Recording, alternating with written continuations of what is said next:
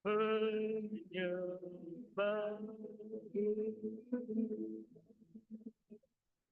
kita sembah Tuhan.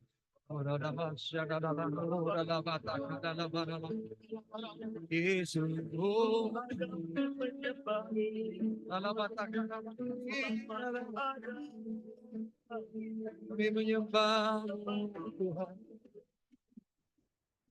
Kami menyembahmu Yesus. Haleluya.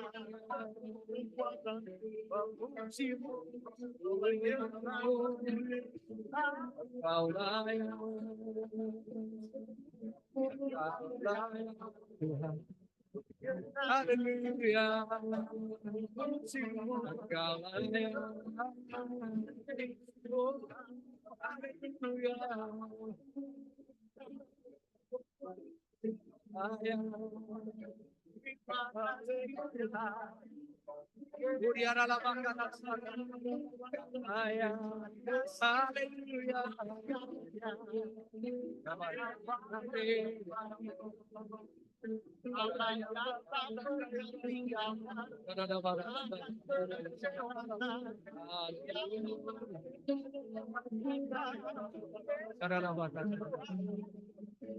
Mari dengan segenap hati kita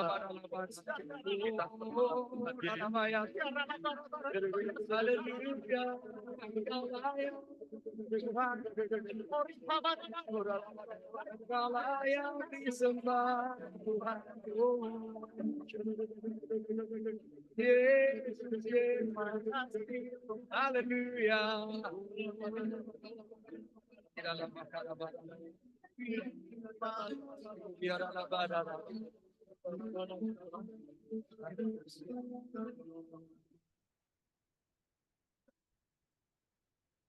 Katakan Tuhan Yesus, terima kasih. Katakan Tuhan Yesus, Tuhan Yesus, terima kasih. terima kasih. Engkau baik bagiku. Tuhan Yesus, terima kasih. Engkau baik bagiku. Terima kasih Tuhan. Terima kasih. Terima kasih. Kami bersyukur buat perlindungan-Mu. Kami bersyukur buat pemeliharaan-Mu. Kami bersyukur Tuhan. Engkau tidak pernah meninggalkan kami. Terima kasih, terima kasih. Sebentar kami akan duduk diam untuk mendengarkan isi hati-Mu. Mari Roh Kudus Engkau berbicara atas setiap kami pribadi lepas pribadi. Berkat-Mu turun atas setiap kami. Biar kami mengerti firman-Mu ya Tuhan. Dan kami boleh menaati firman-Mu dalam hidup kami. Karena sungguh firman-Mu berkuasa untuk menyembuhkan kami. Untuk mengubah hidup kami. Dan untuk memberkati hidup kami. Terima kasih Bapak, urapi hamba-Mu. Basuh hamba-Mu dengan kuasa darah Yesus. Taruh isi hati-Mu dalam lidah dan bibir hamba-Mu ini Tuhan. Biar hamba-Mu hanya menyampaikan isi hati-Mu di tempat ini. Terpujilah Tuhan nama-Mu. Di dalam nama Tuhan Yesus. Kami pasang doa kami. Haleluya. Mari kita semua yang siap mendengarkan firman Tuhan kita katakan. Amin. Amin. Kita beri kemuliaan untuk Tuhan Yesus. Silahkan kembali duduk. Bapak Ibu kasih Tuhan. Ya saya minta pemusik nemenin saya. Kecuali mau ke toilet boleh bergantian ya. Terima kasih. Shalom semua Bapak Ibu yang kasih Tuhan. Ada sukacita? Tetap sehat? Puji Tuhan. Ya, sebelumnya saya pamit ya, nanti habis perjamuan kudus saya langsung jalan. Karena saya ditunggu di Tanah Abang sama teman saya lagi khotbah di sono, tadi saya tinggal ke sini saudara. Kasihan juga tuh teman saya. Sebenarnya bukan teman saudara, dia pemurid saya. Jadi saya agak, kayaknya kalau nggak ketemu, nggak enak ya sama pemurid sendiri, nggak mau nemuin gitu. Oke, hari ini saya akan sampaikan tentang menjadi murid Kristus. Katakan menjadi murid Kristus. Ya, subtemanya adalah yang radikal. Ya, menjadi murid Kristus yang radikal gitu. Nah, kata radikal itu berarti berasal dari kata akar. Ya, radikal juga berarti sumber. Radikal juga berarti asal mula. Nah, itu asal kata radikal. Artinya kalau kita radikal, ya, jadi orang Kristen, artinya gini, kita jadi orang Kristen yang sungguh-sungguh sama Tuhan. Nah, gitu. Yang akarnya itu dari Tuhan. Yang hidup hanya untuk Tuhan. Nah, itu dia. Asal dari kata radikal. Nah, Kristen itu mengalami degradasi makna. Ya. Zaman murid Yesus belum ada Kristen waktu itu, adanya pengikut Yesus. Dan Yesus sebenarnya nggak cari pengikut, saudara. Semua pengikut Yesus itu disebut murid Yesus. Jadi nggak ada follower Yesus, nggak ada. Pengikut Yesus nggak ada. Yang ada adalah murid Yesus. Yesus memanggil kita, bukan kita yang mencari Tuhan, tapi Tuhan yang mencari kita. Untuk apa? Kita dijadikan murid. Dunia ini nggak butuh follower Yesus. Dunia ini butuh murid Yesus. Yang akan mengubah dunia ini bukan follower Yesus, tapi yang akan mengubah dunia ini murid Yesus. Nah, banyak orang cuma jadi follower. Ya. Banyak orang cuma mau jadi pengikut. Pengikut itu apa? Pengikut itu kalau enak saya ikuti, kalau nggak enak saya tinggal. Nah, ya. Jadi banyak orang seperti itu. Apakah kita jenis orang seperti itu? Kalau ngomongin berkat, amin, amin, amin, amin. Ngomongin kesembuhan, amin, amin, amin, amin. Kalau ngomongin apalagi kenyamanan hidup, amin. Tapi kalau ngomongin doa, puasa, pikul salib, sangkal diri, enggak. Itu bagian Pak Denis dan pengerja tempat ini. Itu bukan bagian saya. Itu saudara belum murid. Baru pengikut. Saudara nggak bisa berhenti dari pengikut. Kenapa? Pengikut adalah orang Kristen yang nggak sempurna. Orang Kristen ada yang sempurna, namanya murid Yesus. Tetapi ada orang Kristen yang nggak sempurna, namanya orang Kristen reject. Ya, orang Kristen reject itu nggak bisa masuk. Baju reject itu nggak bisa masuk mall mewah loh saudara. Baju reject itu bisa masuknya di pinggir pinggir jalan. Kalau ada yang jualan obral, nah itu rejectan tuh. Rejectan. Masang kancingnya miring, lupa resleting, nah itu tuh rejectan. Jadi banyak orang Kristen rejectan, tapi di Mangga 2 nggak ada. Di Mangga 2 semuanya murid Yesus. Kita beri kemuliaan untuk Tuhan Yesus. Haleluya. Nah, kita akan belajar bersama-sama dari murid yang namanya Ananias. Kita buka Alkitab kita, Kisah Rasul 9 ayat 10 sampai 18, kita baca bersama-sama. Yuk kita baca ya. 1, 2, 3. Di Damsik ada seorang murid Tuhan yang bernama Ananias. Firman Tuhan kepadanya dalam suatu penglihatan. Ananias! Jawabnya, ini aku Tuhan. Firman Tuhan, mari pergilah ke jalan yang bernama Jalan Lurus dan carilah di rumah Yudas, seorang dari Tarsus yang bernama siapa? Saulus. Ia sekarang berdoa. Dalam suatu penglihatan, ia melihat bahwa seorang yang bernama Ananias masuk ke dalam dan menumpangkan tangan ke atasnya supaya ia dapat melihat lagi. Jawab Ananias, Tuhan, dari sekian banyak telah kudengar tentang orang itu, betapa banyaknya kejahatan yang dilakukannya terhadap orang-orang kudusmu di Yerusalem. Dan ia datang kemari dengan kuasa penuh dari imam-imam kepala untuk menangkap semua orang yang memanggil namamu. 15. Tetapi firman Tuhan kepadanya, pergilah, sebab orang ini adalah alat pilihan bagiku untuk memberitakan namaku kepada bangsa-bangsa lain serta raja-raja dan orang-orang Israel. Karena aku sendiri akan menunjukkan kepadanya betapa banyak penderitaan yang harus ia tanggung oleh karena namaku. Terus, lalu pergilah Ananias ke situ dan masuk ke rumah itu. Ia menumpangkan tangannya ke atas Saulus. Katanya, Saulus saudaraku, Tuhan Yesus telah menampakkan diri kepadamu di jalan yang engkau lalui. Telah menyuruh aku kepadamu supaya dapat melihat lagi dan penuh dengan Roh Kudus. Dan seketika itu juga seolah-olah selaput gugur dari matanya sehingga dia dapat melihat. Lalu bangun lalu dibaptis. Haleluya.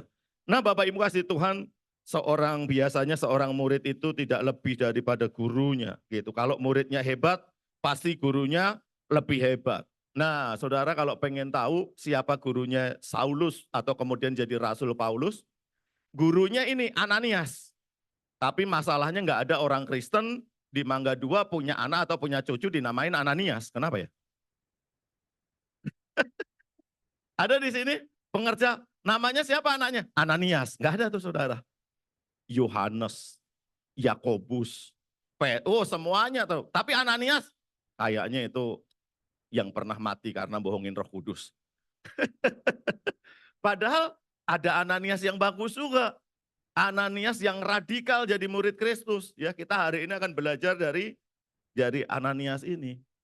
Nah, Bapak Ibu yang dikasihi Tuhan, Ananias seorang murid Tuhan. Ya, dia tinggal di Damsik. Ya, Damsik. Damsik itu mana? Damsik itu Damaskus. Damaskus itu mana Pak? Sama Pademangan mananya tuh Pak? Oh, Damaskus itu ibu kotanya Suriah. Nah, Suriah itu tetanggaan sama Libanon. Nah, di sana. Sebelah utaranya Israel. Nah, ada murid Kristus namanya Ananias. Kenapa bisa tinggal di sana? Karena di Yerusalem orang Kristen itu dianiaya. Orang Kristen itu dicari-cari. Kemudian kalau udah ketemu, dia adalah seperti gini, aliran sesat. Gitu ya saudara. Jadi dicari, kemudian ditangkepin, udah ditangkepin, didenda atau dihukum. Dan kalau mau bebas, sangkal Yesus saja ngomong, saya bukan murid Yesus, saya nggak mau jadi murid Yesus, bebas tuh saudara. Ananias nggak mau melakukan itu, sebab itu dia lari ke Damsik, ke Damaskus dia lari. Sambil ketakutan, sambil meninggalkan rumahnya, meninggalkan keluarganya, meninggalkan harta miliknya, dia lari. Waktu tiba di Damsik, apa yang terjadi dengan murid Kristus yang namanya Ananias? Dia bukannya diem. Di Damsik dia memberitakan Injil. Banyak orang yang percaya, ditampung di rumahnya. Dia buka kul. Wah, ini murid Yesus. Biasanya kalau orang lari dianiaya, itu orang bilang gini, aduh susah bener ikut Yesus ya.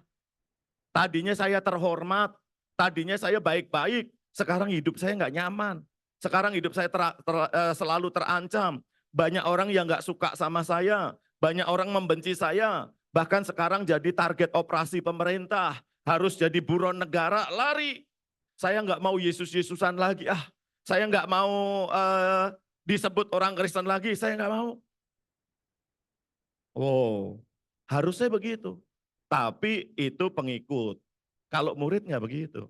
Kalau murid seperti Ananias, dia tetap percaya Yesus, dia selalu menyembah Tuhan, dia selalu berdoa, dia selalu baca Alkitab, dia selalu memberitakan Injil kepada semua orang. Sampai dia buka kul.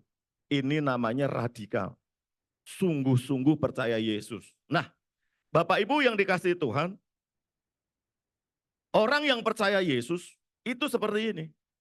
Apapun masalahnya, solusinya cuma satu, hadirat Tuhan. Waktu takut dia nyembah Tuhan. Waktu terancam dia nyembah Tuhan. Waktu ada jalan buntu dia nyembah Tuhan. Sekali Yesus, tetap Yesus. Katakan sekali Yesus, tetap Yesus. Haleluya. Saya minta kunci Pak.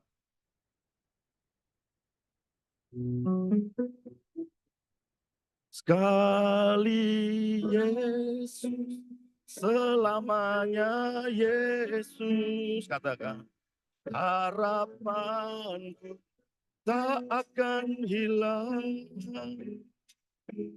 karena kasih-Nya sekarang pun. Oh Yesusku, ku cinta Kau selamanya. Kita naikkan pujian ini dari awal. Dalam segala keadaan, waktu berlimpah, waktu berlimpah maupun kurang. Katakan tetap Yesus yang mempesona hatiku. Ya beri damai dan kesempatan baru di setiap musim kehidupan. Waktuku kuat,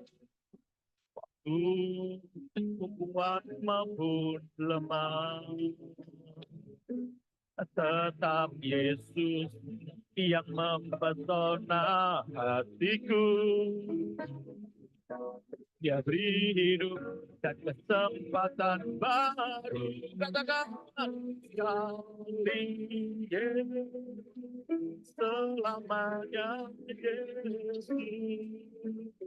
Harapan tak akan hilang karena kasih-Nya takut kuasa. Oh Yesusku, dengan lebih keras katakan sekali Yesus, sekali. Amin.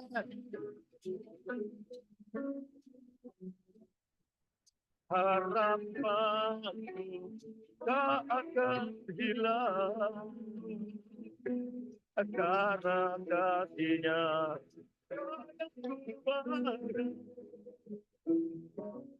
oh Yesusku, ku cinta Kau. Oh Yesusku, oh ku cinta Kau. Sekali lagi katakan, oh Yesusku, ku cinta Kau selamanya.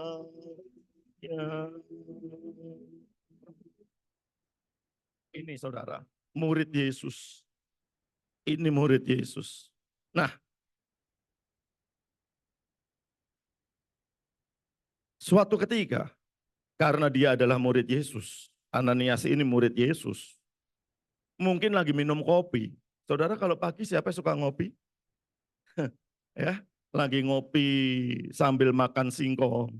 Wah, pemandangannya Kali Ciliwung. Asik itu. Ya, lagi seperti itu, Ananias dapat penglihatan. Wow, Tuhan bisa kasih penglihatan. Amin. Penglihatan. Siapa sini yang mau dapat penglihatan dari Tuhan, angkat tangan? Saya doakan dapat penglihatan, dapat penglihatan, dapat penglihatan. Amin. Pasti dapat. Kalau Ananias dapat, kalau kita percaya sungguh-sungguh sama Tuhan juga pasti dapat. Don't worry. Karena karya Tuhan itu dari dulu sekarang sampai selama-lamanya nggak pernah berubah. Amin. Tuhan yang kita sembah adalah Tuhan yang hidup. Tuhan yang menguasai segalanya. Tetapi syarat dan ketentuan berlaku. Syarat dan ketentuan untuk dapat penglihatan dari Tuhan, kita harus menikmati hadirat Tuhan dalam hidup ini. Kita harus selalu dalam hadirat Tuhan dalam hidup ini. Tuhan nggak mungkin kasih penglihatan sama orang yang nggak diam dalam hadirat Tuhan. Dan waktu kita masuk hadirat Tuhan nggak cuma kita waktu doa, waktu ngopi juga ada dalam hadirat Tuhan. Saya kalau ke pasar juga ada dalam hadirat Tuhan. Sambil milih cabai, sekali Yesus, selamanya Yesus. Pilih daging babi, harapan, tetap baik dalam hadirat Tuhan. Amin. Kalau ke pasar jangan cembutut. Cik, serius amat, iya banyak yang busuk nih cabai. Emang pilih yang apa, Cik? Ya, yang nggak busuk. Malah nggak pedes loh, Cik. Nah, bukan cabai itu namanya. Yang nggak pedes itu duku.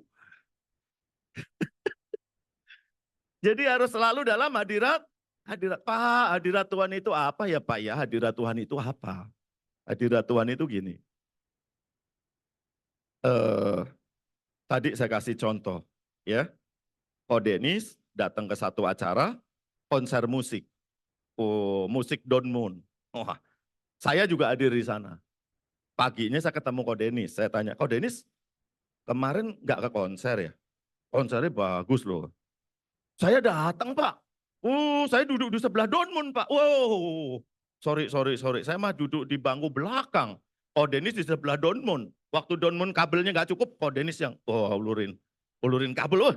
Berarti lebih hadir dong Ko Dennis di situ daripada saya. Tapi saya bilang, kok nggak ada semalam? Nggak ada, saya nggak ketemu Ko Denis. Tapi pertanyaannya gini, Ko Denis datang nggak di konser itu? Datang. Tapi saya nggak ketemu. Tapi ada Ko Denis di situ. Nah ini dia, banyak orang ke gereja, di jam ibadah yang sama, pembicara yang sama, WL yang sama. Ya, Mas Iwan, semangat ya. Gitarnya juga sama, Pak Ferdinand, bukan anaknya ini. Musiknya sama. Tapi yang satu bilang ini, saya biasa aja, kering kemarin. Yang satu bilang ini, bagus, saya nangis, saya dilawat Tuhan, saya ngerasain hadirat Tuhan. Ke gereja yang sama, jam ibadah yang sama, hamba Tuhannya sama. Yang satu bisa gini, mengalami pertumbuhan rohani, imannya tambah dewasa, yang satu tetap anak-anak, karakternya nggak berubah. Kenapa kok bisa beda? Yang membedakan yang satu mengalami hadirat Tuhan, yang satu enggak. Tuhan emang omnipresent, di mana-mana ada Tuhan, ada hadirat Tuhan. Tapi gini, kita ketemu sama Tuhan enggak? Di gereja, kita bisa nggak ketemu sama Tuhan. Kenapa? Kenapa datang ke gereja? Ya karena udah kebiasaan Pak. Daripada ikut kerja bakti, mending saya ke gereja. Pak, kalau saya nggak ke gereja, takut tokonya nggak rame Pak. Takut usaha saya tutup Pak, saya ke gereja. Pak, saya ke gereja karena, wah takut sakit Pak. Takut nggak dilindungi Tuhan. Jadi ke gereja untuk apa? Untuk cari asuransi. Diproteksi sama Tuhan. Jadi ke gereja ini kayak ini asuransi ya saudara. Bayar hidupnya diproteksi. Nah, pikirannya kayak gitu. Jadi yang penting dia ke gereja. Ketemu Tuhan enggak? Enggak. Sebab itu waktu kita ke gereja harusnya gini. Dari rumah itu udah gini. Tuhan aku rindu ketemu Engkau. Tuhan aku rindu menikmati hadirat-Mu. Tuhan aku mau Tuhan menyembah Engkau dengan segenap hatiku. Tuh. Harus seperti itu. Sebab itu tadi waktu doa saya ajak kita ngomong sama Tuhan. Ngomong sama Tuhan. Tuhan terima kasih. Engkau melindungi aku. Engkau memelihara aku. Terima kasih Tuhan. Terima kasih. Itu kita ngobrol sama Tuhan. Kita ketemu Tuhan. Waktu kita diajak nyembah Tuhan. Beda saudara. Kita nggak nyanyi tentang Tuhan. Tetapi kita nyanyi untuk Tuhan. Pak, apa bedanya Pak tentang Tuhan dan untuk Tuhan? Oke, saya kasih perbedaan. Orang Kristen yang nyanyi gitu, gini. Saya nggak bisa nyanyi untuk ibu tiri karena saya nggak pernah punya ibu tiri. Amin. Saya nggak punya ibu tiri, saya bisa nggak nyanyi untuk ibu tiri? Nggak bisa. Tetapi saya bisa nyanyi tentang ibu tiri. Orang non-Kristen bisa nyanyi tentang Yesus. Bisa tentang Yesus, tapi dia nggak bisa nyanyi untuk Yesus. Karena dia nggak percaya Yesus. Beda. WL di tempat ini, kalau ada pemimpin pujian yang nyanyi tentang Tuhan, jemaat nggak dilawat Tuhan. Tetapi kalau singer WL di tempat ini, musik di tempat ini, nyanyi untuk Tuhan, hadirat Tuhan itu akan turun. Apalagi kita nyanyinya nggak tentang Tuhan, tetapi untuk Tuhan. Wow, ini dahsyat. Kalau nyanyi jangan tentang Tuhan.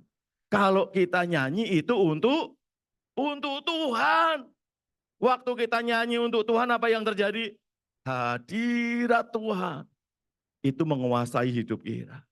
Kita dilawat oleh Tuhan. Kita ketemu sama Tuhan.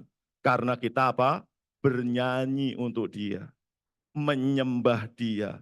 Memberikan kemuliaan kepada Dia. Kita dilawat Tuhan. Nah, itulah hadirat Tuhan.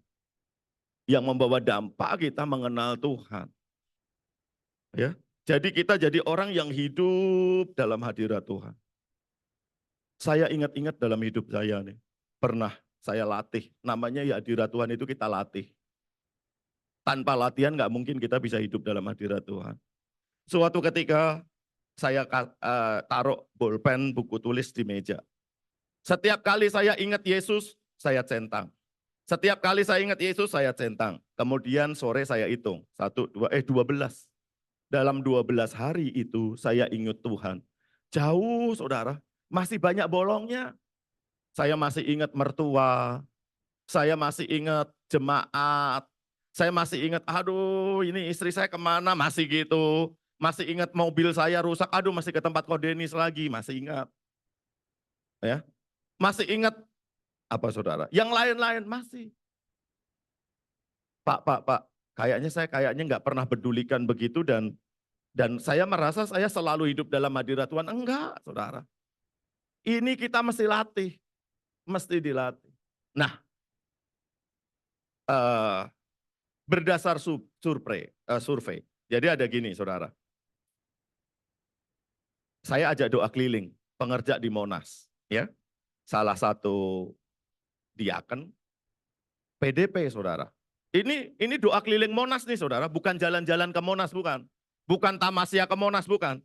Ini doa keliling di Monas. Udah doa, pengurapan. Oke, kita doa sekarang. Kita mulai keliling Monas. Wah, disertai Tuhan keliling Monas. Lari. Waktu lari, saudara tahu? Wah, ini ada pengerja lihat. Penasaran, perempuan bohai. Rambutnya sepunggung. Lihat dari belakang, darah Yesus. Tapi lama-lama penasaran, mukanya kayak apa sih? Sampai miring, saudara. Sampai gini. Tuh, lagi doa keliling aja bisa nggak dalam hadirat Tuhan loh. Yang dilihatnya penasaran itu cewek, bodinya bagus, mukanya bagus juga nggak ya? Sampai gini saya tanya, lu kenapa begitu? Lihat depan, depan kamu ada batu jatuh loh. Enggak Pak, saya penasaran aja mukanya kayak apa sih gitu. Saya dalam hati, saya juga penasaran. Tapi karena ada pengerja jadi lurus. Nah, bisa teralihkan seperti itu. Sebab itu kita mesti latih dalam kita bawa pikiran kita dalam hadirat Tuhan, dilatih. Ingat Tuhan, ingat Tuhan. Makanya tadi saya kemana-mana sekarang nyanyi bahasa roh, berdoa. Kenapa? Saya mau terus diam dalam hadirat Tuhan. Ada seorang anak muda, dia kena sinusitis. Jadi dia terus bersin, ingosnya ngalir gitu ya. Saudara kalau terus bersin apa? Bersin pertama, acing, God bless you.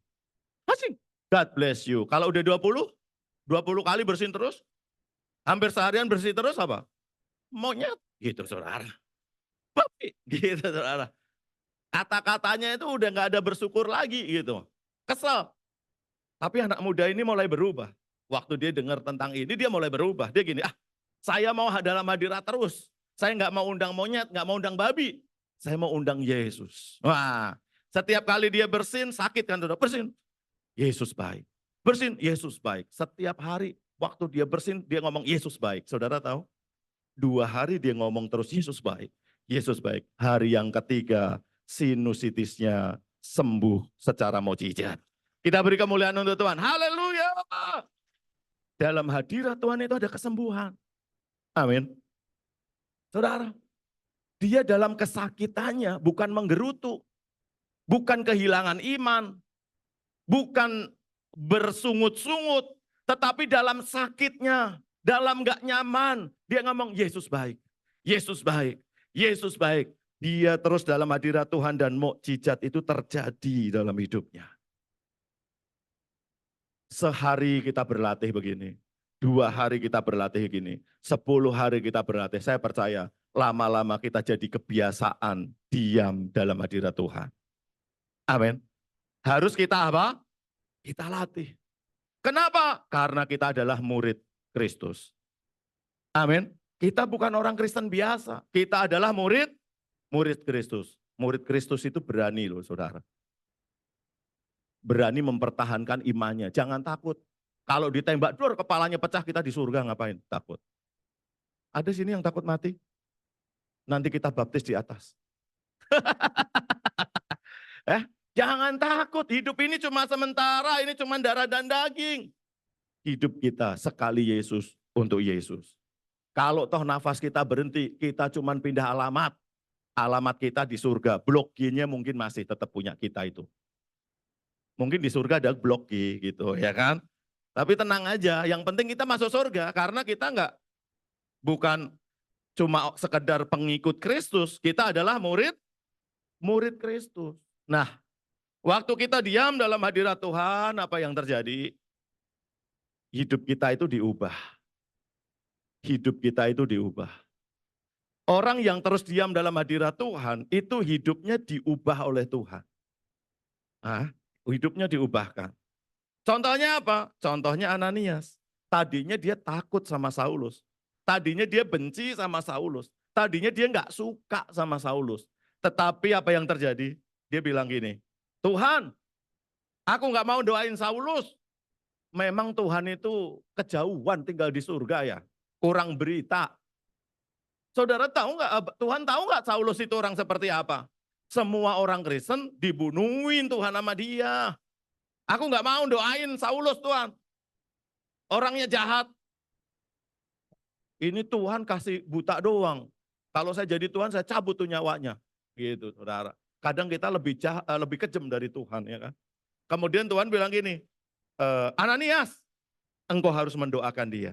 Karena dia adalah nanti dia akan menjadi muridku dan dia akan banyak menderita untukku dan melalui dia kabar baik akan disebarkan kemana-mana. Wow. Saudara tahu, waktu didoakan oleh Ananias, Rasul Paulus yang buta itu jadi apa? Melihat. Enggak cuma di situ. Rasul Paulus itu penuh dengan Roh Kudus. Dia berbahasa roh lebih dari banyak rasul-rasulnya, lebih banyak. Wow. Dan melalui kehidupan Rasul Paulus, Asia kecil itu hampir seluruhnya jadi Kristen. Gara-gara keradikalan Rasul Paulus. Dan kita ada di akhir daripada akhir zaman. Everyone akan mengenal Tuhan. Dan siapa yang dipakai untuk membawa dunia ini kenal Tuhan, berbalik kepada Tuhan. Saudara dan saya, murid Kristus, akan dipakai di akhir zaman dalam penuaian terbesar, terakhir sebelum Tuhan Yesus datang kedua kali. Kita beri kemuliaan untuk Tuhan Yesus. Haleluya. Puji Tuhan. Ya. Kita harus memperhatikan, saudara. Panggilan kita itu adalah panggilan murid. Nah, waktu saya masuk dalam hadirat Tuhan, menikmati hadirat Tuhan, saya itu di ruang depan TV gitu ya, ruang tamu ada gitar. Jadi sewaktu-waktu saya itu khususnya kalau senja gitu, main ya, nyembah Tuhan aja, nyanyi aja nyanyi. Tapi saya nggak nyanyi tentang Tuhan, saya nyanyi untuk Tuhan. Lagunya simpel-simpel. Karena saya nyanyi untuk Tuhan, istri saya yang lagi setrika, itu ikut nyembah, saudara. Saya nangis, istri ikut nangis. Jadi itu setrikaan licin. Bukan karena disemprot air mata netes. Nikmati hadirat Tuhan. Wah, saudara kasih Tuhan. Sebab itu ayo kita sering nyembah. Kita sering nyembah. Kalau hati Ananias diubah, hati kita juga diubah. Waktu saya masuk hadirat Tuhan, saya nggak bisa berkata apa-apa. Di dalam hadirat Tuhan kita nggak bisa memuji Tuhan. Saya cuma bilang gini, Tuhan aku nggak layak. Semakin saya dekat sama kemuliaan Tuhan, semakin saya merasa nggak layak. Saya semakin, dosa saya semakin besar di hadapan Tuhan. Dan saya ngomong cuma terima kasih Tuhan, terima kasih Engkau baik Tuhan, terima kasih Engkau baik. Aku nggak layak Tuhan, aku nggak layak. Naik lagi bilang aku nggak layak Tuhan. Kenapa saudara? Semakin kita mendekati kekudusan Tuhan, semakin kita itu kehilangan ego kita. Kehilangan keakuan kita. Saya nggak pernah menganggap orang lebih rendah dari saya. Saya nggak pernah menghakimi orang lebih berdosa dari saya. Saya mengasihi semua orang. Saya nggak, kalau istri saya gitu, udah jangan. Semua jiwa harus kita kasihi. Nggak boleh begitu, enggak. Saya nggak mau benci orang, karena saya nggak merasa lebih baik dari mereka. Dari mereka yang paling nggak baik, saya lebih nggak baik dari mereka. Sebab itu saya mudah menerima orang. Semua orang itu saya anggap saudara. Semua orang itu saya anggap baik. Kenapa saudara? Ini efek semakin kita dekat sama Tuhan. Kalau kita dekat sama Tuhan, sering baca Alkitab, sering nyembah Tuhan. Tapi kita ngelihat orang itu, aduh orang itu berdosa. Dosanya banyak. Dia orang yang gak layak. Dia orang najis. Saya bingung saudara. Orang suka masuk hadirat Tuhan gampang benci orang. Saya bingung ini hadirat Tuhan yang mana ya? Masuk hadirat Tuhan bukan tambah rendah hati, malah tambah sombongnya minta ampun. Tambah merasa diri lebih benar. Sehingga saya kaget kalau ada pengerja mau menceraikan istri, kaget saudara. Hah, mau cerai? Waduh, kaget. Kenapa? Waduh Pak, istri saya itu berzina Pak, harus diceraikan. Alkitab bilang berzina. Jadi karena istri kamu berzina, kalau nggak berzina kamu mencintai, kalau berzina nggak mencintai. Pak Min jangan begitu, sabar dulu, sabar dulu. Saudara itu bukan doktrin saya. Doktrin saya adalah kenapa saya mencintai istri saya? Apakah istri saya lebih baik dari semua perempuan? Enggak. Istri saya enggak lebih baik. Kenapa saya menghargai dia? Bukan karena dia lebih gimana sempurna, enggak. Saya mengasihi istri saya, mencintai istri saya. Karena istri saya pemberian Tuhan. Mau bawel, mau resek, mau bau, mau apa? Saya mengasihi dia karena dia pemberian Tuhan. Dan pemberian Tuhan dalam hidup saya harus kasihi. Tanpa syarat. Karena itu pemberian Tuhan. Saudara bisa beli sepeda 10 juta, 5 juta. Tapi kalau saudara dapat sepeda dari Jokowi, saudara lebih sayang mana? Sepeda dari Jokowi yang 800.000 atau saudara yang saudara beli 5 juta, lebih sayang mana? Hah? Sepeda Jokowi yang dibagi-bagi 800.000 saudara nilainya. Tapi saudara punya sepeda juga 5 juta. Saudara lebih sayang mana? Hah? Kenapa? Presiden yang ngasih. Ini yang ngasih pasangan hidup kita. Itu Tuhan bro. Tuhan. Dan kita mau ceraiin dia. Nggak masuk di logika saya. Kamu kenal Tuhan nggak? Kalau kenal Tuhan, dia akan terima apa adanya itu. Pasangan hidupnya. Jangan ada rencana menceraikan macam-macam. Lu belum kenal Tuhan. Kalau kenal Tuhan, kita harus mencintai pasangan kita. Saudara, ada seorang suami ditinggal istrinya. Istrinya nggak cuma pacaran, kumpul kebo punya anak. Istrinya kenal Tuhan, suaminya takut Tuhan. Nggak cuma orang Kristen, murid Kristus. Apa yang terjadi? Suatu hari istrinya nelpon, Pak, saya udah busuk. Pak, saya udah rusak. Pak, dengan pasangan ini saya udah punya anak. Maaf Pak, saya dulu nggak setia sama Papa. Sekarang saya mau balik sama Papa. Saya mau ninggalin pasangan saya. Papa mau terima nggak? Saya dan anak ini. Murid Kristus bro, nggak usah mikir. Balik mah, saya tetap mencintai mama. Itu murid Kristus. Itu murid. Istri udah kotor. Istri sudah dinodai, banyak noda. Tapi itu pemberian Tuhan bro. Kita murid Tuhan. Kok bengong? Mau murtad? Murid bro. Itu pemberian Tuhan. Kalau kita dikit-dikit cerai, apalagi suami yang suka gamparin istri, saya nggak ngerti. Itu orang Kristen model apa? Yang pasti dia bukan murid Kristus. Murid Kristus nggak begitu. Murid Kristus itu mengasihi Yesus lebih dari segalanya. Saya dimurnikan menjadi kudus lewat istri saya. Istri saya menjadi papan penggilesan untuk saya. Tapi Tuhan, istri saya nggak cuma papan penggilesan. Istri saya papan penggilesan batu yang banyak pakunya Tuhan. Tuhan bilang gini, paku itu saya yang pasang supaya kamu babak belur. Kalau kamu nggak babak belur, kamu nggak sempurna. Oh ya udah, saya nikmati Tuhan. Istri yang jadi papan penggilesan. Amin. Wah, suamiku Tuhan, suamiku jahat, suamiku nikmatin aja. Aduh Tuhan, saya dekat sama suamiku sedikit aja langsung gatel Tuhan. Itu suami saya memang ulet bulu. Tuhan bilang gini, aku yang naruh bulu itu, aku yang naruh bulu.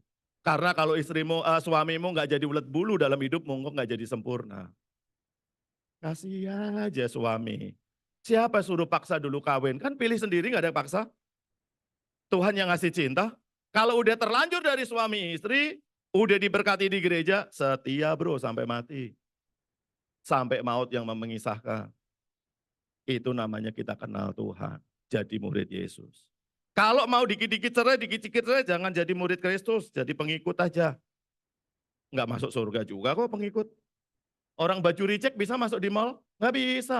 Baju reject dijual di pinggir jalan bos. Kita itu mau masuk surga. Kita harus siap sangkal diri, pikul salib. Bagaimana Pak saya bisa begitu Pak? Saya nggak bisa, saya emosian, saya macam-macam. Nikmati hadirat Tuhan. Hidup dalam hadirat Tuhan. Yang kita butuhkan bukan duit, permata, perak, jabatan. Yang kita butuhkan cuma hadirat Tuhan. Untuk mengubah hidup kita. Untuk memberkati hidup kita. Saudara berpikir kalau hidup kita diberkati kita butuh duit, butuh modal enggak? Yang kita butuhkan cuma hadirat Tuhan. Waktu kita tinggal dalam firman, firman tinggal di dalam kita. Minta apa aja, aku akan memberikan kepadamu. Itu kata-kata siapa? Yesus. Apa yang kita minta waktu kita tinggal dalam Tuhan? Tuhan tinggal dalam kita. Yang kita minta cuma hadirat Tuhan. Kita nggak mungkin minta mobil. Kita nggak mungkin minta rumah. Kita nggak mungkin minta jadi kaya. Kita cuma minta gini, Tuhan aku mau hadiratmu, aku mau hadiratmu, aku mau hadiratmu. Hadirat Tuhan itu lebih berharga dari semuanya. Sebab itu Daud itu berkata gini, kerajaanku boleh diambil. Selir-selirku boleh diambil. Pasukan pengawalku boleh diambil. Tapi Tuhan, satu yang gak boleh diambil. Hadiratmu, hadiratmu. Aku cuma mau hadiratmu Tuhan. Betapa kita jadi murid Kristus, kita nggak pernah tahu hadirat Tuhan. Dan kita nggak mau mengejar hadirat Tuhan. Karena itu kita pikir nggak penting. Kita pikir itu nggak berharga, padahal justru itu yang paling berharga dalam hidup kita. Mulai hari ini, kejar hadirat Tuhan. Siapa di sini yang punya mertua? Angkat tangan. Yang punya mertua. Oke, punya mertua ya. Siapa yang pernah ditolak mertuanya 10 tahun? Angkat tangan. Kayaknya di ruangan ini cuma saya. Yang pernah ditolak mertua 10 tahun. Nggak boleh pacaran sama anaknya. Kalau ngelihat saya itu benci banget. Ngelihat saya langsung, tapi saudara, kemarin istri saya ketawa-ketawa. Waktu mau tidur ketawa-ketawa. Jam 10 malam. Kesambet yang. Enggak. Saya ketawa aja. Oh kenapa ketawa? Iya saya geli ingat mama. Kenapa? Tadi siang kamu dengar nggak? Mama bilang apa? Emang bilang apa? Saya pura-pura nggak dengar. Mertua saya yang benci saya 10 tahun. Itu bilang gini. Waduh, kalau menantu kayak gini gimana mertua nggak tambah sayang? Wow. Saudara, benci saya 10 tahun loh. Saya nggak balas benci dengan benci. Saya mengasihi mertua saya. Mertua saya itu pemberian Tuhan. Sekarang setiap kali dari dulu lah. Setiap kali mertua telepon, handphone, apapun juga. Jo, baru ngomong Jo, itu udah gini. Siap mah. Saya belum ngomong Jo. Iya pokoknya mama belum ngomong saya udah siap. Apalagi mama ngomong udah suruh apa sini saya jalanin. Selalu begitu. Dan kemarin saudara tahu momen itu di mana? Istri saya itu lapar. Saya ambilin nasi, saya ambilin lauk, saya kasih istri saya. Mertua saya bengong, saudara. Hah? Suami kayak gini, gimana mertua nggak sayang coba? Tahu istrinya lapar, diambilin loh, diservis. Dan itu saya lakukan bukan hanya di depan mertua loh, itu gaya hidupnya saya kayak gitu. Saya itu kalau bisa melayani, saya akan melayani. Bagi saya kehormatan besar bisa melayani orang-orang di sekitar saya. Seperti itu. Kenapa? Ada Tuhan yang melembutkan hati. Membuang ego. Ego ini semakin habis, saya nggak mau dihormati. Saya mau menyenangkan hati Tuhan. Saya nggak mau kehilangan hadirat Tuhan. Ayat yang terakhir. Tolong ininya ya. Set. Nah, yang kedua ya, yang warna coklat. Kita baca bersama-sama Wahyu 3 ayat 16. 1, 2, 3. Jadi, karena engkau suam-suam kuku dan tidak dingin atau tidak panas, aku akan memuntahkan engkau dari mulutku. Saudara, banyak orang Kristen akan dimuntahkan Tuhan. I spit you. Kenapa? Dia nggak punya gairah lagi sama Tuhan. Dia nggak punya cinta lagi sama Tuhan. Dia nggak punya perasaan lagi sama Tuhan. Dia cuma Kristen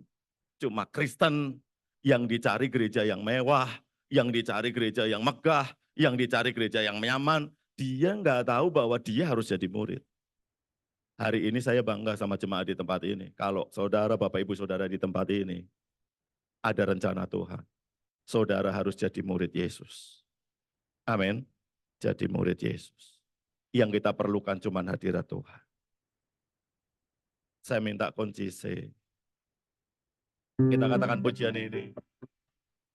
Di hadapan hadirat-Mu, ya Bapa, ku datang dengan penuh kerinduan. Di hadapan hadirat-Mu, ya Bapa, segala keangkuhan hilang di hadapan hadirat-Mu, ya Bapa, ku datang dengan penuh kerinduan. Di hadapan hadirat-Mu, ya Bapa, segala keangkuhan akan ku sembah.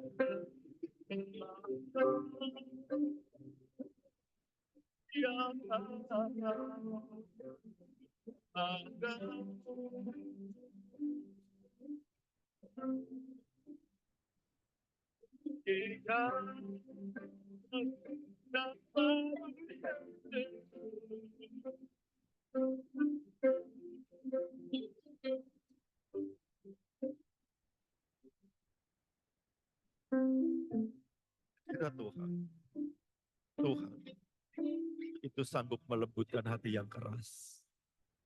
Tuhan itu sanggup menerangi hati yang gelap. Tuhan itu sanggup menyembuhkan jiwa kita. Kenapa kita nggak berubah? Karena kita menutup diri sama hadirat Tuhan. Kita cuma nyanyi tentang Tuhan, tapi nggak pernah nyanyi untuk Tuhan.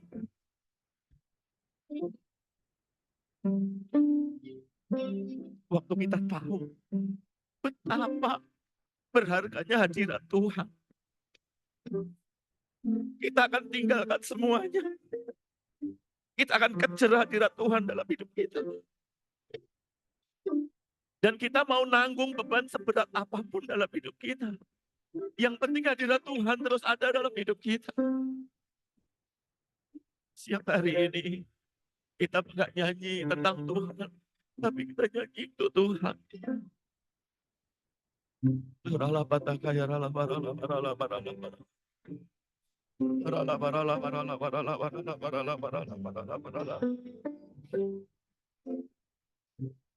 Tuhan, hambamu berdoa, biar umatmu di tempat ini mengerti betapa mahalnya hadirat Tuhan, betapa pentingnya hadirat Tuhan dalam hidup kami.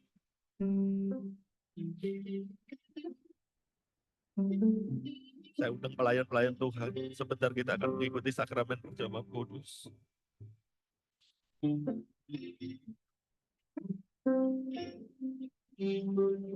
Tuhan, terima kasih.